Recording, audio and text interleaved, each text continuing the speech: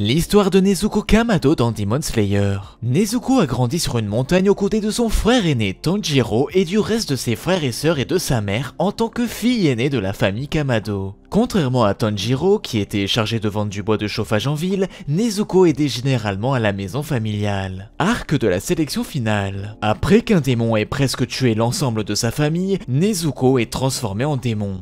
Au début, elle est sauvage et attaque même son seul frère restant, Tanjiro. Cependant, elle retrouve ses esprits et rapidement saute devant lui pour le protéger de Giyu Tomioka quand le pilier essaie de le blesser. Après ce court combat, elle s'endort et Giyu ordonne à Tanjiro de trouver un homme appelé Sakonji. Son frère l'amène d'abord enterrer leur famille décédée, puis elle se cache dans une grotte voyant que le soleil se lève et attend que son frère trouve quelque chose pour la porter afin qu'il puisse voyager durant la journée. Ainsi, il se dirige vers la maison de Sakonji, mais rencontre un démon, ayant tout juste tué et mangé une famille. Énervé, le démon court vers Tanjiro, mais Nezuko lui coupe la tête en un coup, propulsant son corps sur le côté alors qu'il continue d'attaquer. Tanjiro et Nezuko arrivent à repousser le démon, accrochant sa tête contre un arbre et jetant son corps de la montagne. Sakonji apparaît soudainement et les informe qu'ils ne peuvent tuer un démon avec ces méthodes. Tanjiro hésite à porter le coup fatal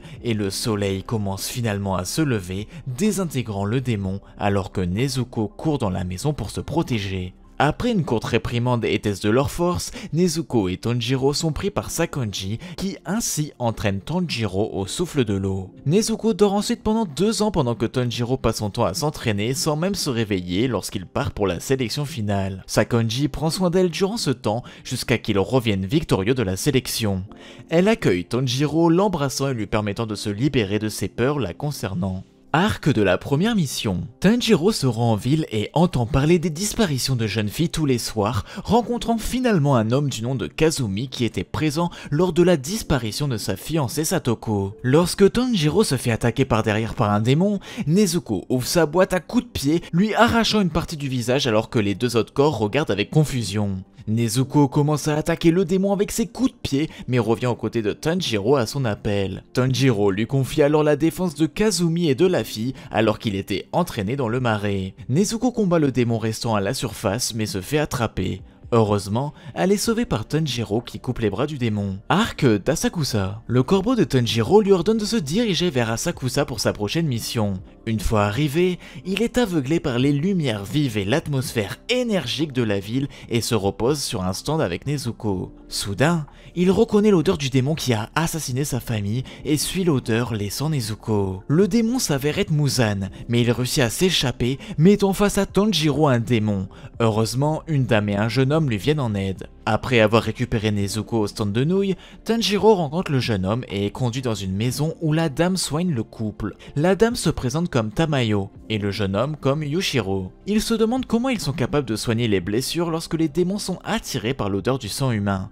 Et Tamayo révèle qu'elle a modifié son corps pour supprimer à la fois la malédiction de Muzan et sa dépendance à la chair humaine, alors elle et Yushiro n'ont besoin que de boire du sang humain. Soudain, des démons attaquent avec des balles qui rebondissent partout. Tanjiro étant en difficulté face au démon qui jette les balles, Nezuko part combattre celui qui dirige les balles et lui assène un coup de pied. Malheureusement, elle est repoussée sur Tanjiro. Les deux inversent alors de cible et Nezuko attaque la lanceuse de balles. Commence alors un combat de coups de pied dévastateur afin de se renvoyer la balle l'une à l'autre.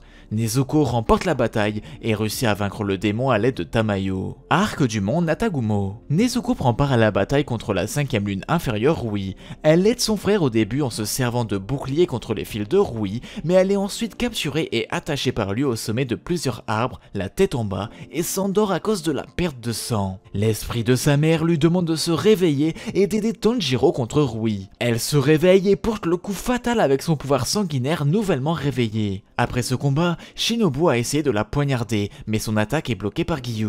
Tanjiro tente de s'échapper avec Nezuko, mais il échoue après que Kanao l'ait tapé dans le dos. Tanjiro demande à Nezuko de s'enfuir et sa mâchoire finit brisée après un coup de pied sur sa tête. Nezuko se transforme alors en un petit enfant et s'enfuit. Avant que Kanao ne coupe la tête de Nezuko, un corbeau apparaît et ordonne d'amener la fratrie Kamado au quartier général des pourfendeurs de démons. Arc d'entraînement de récupération. Nezuko est réveillée par Sanemi, qui la poignarde dans le but de la provoquer, elle et son frère.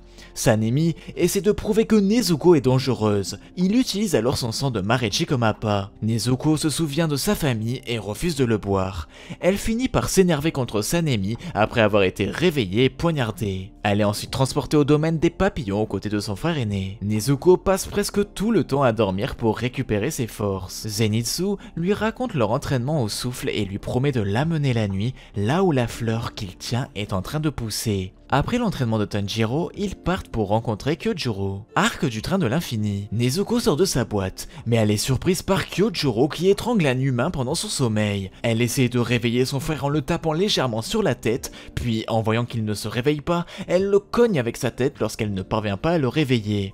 Cependant, en raison de la dureté du front de Tanjiro, elle finit par s'ouvrir le front et se met à saigner. Cela la pousse à pleurer et à utiliser son pouvoir sanguinaire sur son frère. Nezuko utilise alors ses griffes pour protéger les passagers du démon et est aidée par un Zenitsu endormi qui déclare qu'il va la protéger, ce qu'elle regarde avec admiration. Son admiration est cependant rapidement dissipée car il se rendort au milieu de sa phrase et commence à ronfler. Tous deux défendent 3 wagons du train contre Enmu. Après l'arrêt du train et pendant le combat entre Kyojuro et Akaza, elle s'endort sur les bras de Zenitsu qui est lui aussi endormi. Avant de mourir, Kyojuro reconnaît finalement Nezuko comme un membre de l'armée des pourfendeurs de démons puisqu'elle a protégé les humains dans le train. Zenitsu la met dans la boîte pour la protéger de la lumière du soleil. Arc du quartier des plaisirs. Afin d'aider Tengen à retrouver ses femmes, Tanjiro le suit avec Nezuko au quartier des plaisirs. Lorsque Tanjiro tombe face à la 6ème lune supérieure d'Aki et se retrouve à la merci du démon, Nezuko intervient le sauvant et se transformant, éveillant une grande puissance. Après avoir presque dévoré un humain dans son état bestial, elle est maîtrisée par Tanjiro et est mise sur la touche pour le reste du combat. Elle intervient à la fin du combat lorsque Daki et Gyutaro sont vaincus et que celui-ci utilise son pouvoir créant une gigantesque explosion impossible à esquiver. Nezuko utilise son sang enflammé pour dissiper l'attaque et soigner le poison mortel de Gyutaro dans le corps des pourfendeurs. Village des forgerons. Après avoir récupéré, Tanjiro se dirige au village des forgerons pour rencontrer Aganezuka afin d'avoir un katana. Un soir, alors qu'il discute avec Muichiro, un démon apparaît. Nezuko lui donne un coup afin que Muichiro lui tranche la tête. Cependant, la tête a fait pousser un corps et le corps une tête, ce qui fait qu'ils sont désormais deux. Karaku éjecte alors Muichiro loin du village et Tanjiro se fait électrocuter par Sekido. Genya arrive et sauve Tanjiro, mais tranche les têtes des démons, du coup il se retrouve face à 4 démons. Tanjiro se fait alors emporter par un démon ailé, laissant Nezuko avec Genya affronter les autres démons. Malheureusement, Genya se fait planter par Eizetsu et Nezuko tente de résister face à Karaku et Sekido. Elle arrive à brûler Karaku, mais se fait rapidement scotcher et électrocuté par Sekido. Soudain, une explosion se fait sentir dans le bâtiment. C'est nul autre que Tanjiro qui s'est écrasé après avoir combattu Urogi. Grâce à sa patte isolante, il peut libérer Nezuko, mais les deux se font assommer par le pouvoir de Karaku. Nezuko parvient cependant à se relever portant Tanjiro afin d'esquiver l'électricité, mais se fait malheureusement avoir et Tanjiro prend alors la relève et porte Nezuko à son tour, sauf que cette fois, ils se font propulser du bâtiment par Karaku. Nezuko applique alors son sang sur le sabre de Tanjiro qui s'enflamme et passe de la couleur noire à rouge. Tanjiro a alors un souvenir de Yorichi qui, en combattant, son sabre devenait lui aussi rouge. Les démons, eux, ont des visions de Muzan affrontant Yorichi avec le visage de celui-ci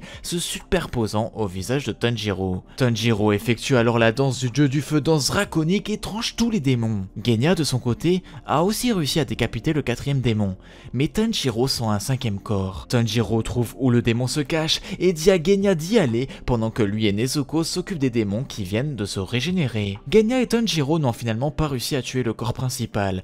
De plus, le corps de la colère a absorbé les autres corps et a protégé le corps principal d'un tronc d'arbre. Un dragon de bois attaque alors le groupe qui est rejoint rapidement par Mitsuri. Le groupe décide de se séparer avec d'un côté Mitsuri qui occupe le démon et de l'autre Genya, Nezuko et Tanjiro qui attaquent le corps principal. N'arrivant pas à détruire l'arbre protégeant le corps, Nezuko utilise son pouvoir permettant à Tanjiro de le couper en deux, mais malheureusement il n'y a plus de corps. Tanjiro le repère en train de s'enfuir et Nezuko l'attaque mais sans succès. Tanjiro parvient finalement à atteindre son coup, mais le corps principal se transforme en Urami, devenant énorme énorme et attrape Tanjiro. Nezuko le brûle, permettant à Genya de lui arracher les bras, libérant Tanjiro. Tanjiro lui porte un autre coup de katana, mais tombe d'une falaise avec le démon et Nezuko. Tanjiro poursuit le démon et parvient finalement à le tuer. Soudain, le jour se lève et Tanjiro court vers Nezuko, lui criant de se cacher, mais Nezuko court vers lui, voulant lui indiquer quelque chose. En réalité, le démon n'est pas mort. Tanjiro a coupé la tête du démon avec l'inscription rancœur sur la langue, alors que le principal a l'inscription peur. Nezuko se met soudainement à brûler au soleil.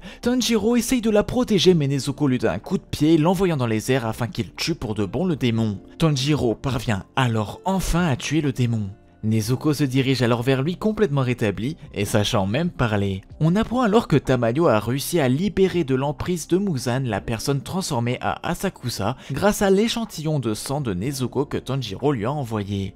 Tamayo lui informe notamment que, en analysant le sang de Nezuko, elle avait remarqué que ses cellules se transforment à une vitesse incroyable, ce qui lui permet de résister au soleil. D'ailleurs, elle pense même que si Nezuko ne reprend pas conscience, c'est qu'elle a un but qui prime sur tout le reste. Bon, même si Nezuko peut enfin parler, son apparence reste encore celle d'un démon, notamment ses yeux et ses crocs. Au final, tout le monde est heureux d'être sain et sauf.